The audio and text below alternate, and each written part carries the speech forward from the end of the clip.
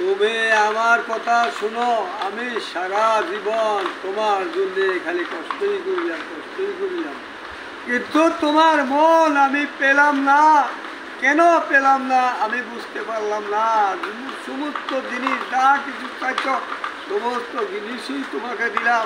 শেষ আমার রাজার পুরী তোমার নামে লিখে দিলাম। তারপরও তুমি আমার ছাড়িয়া এক পশু ডাক্তারকে নিয়ে তুমি চলে গেলা ভারতে গিয়া তুমি তাও থাকতে পারলা না।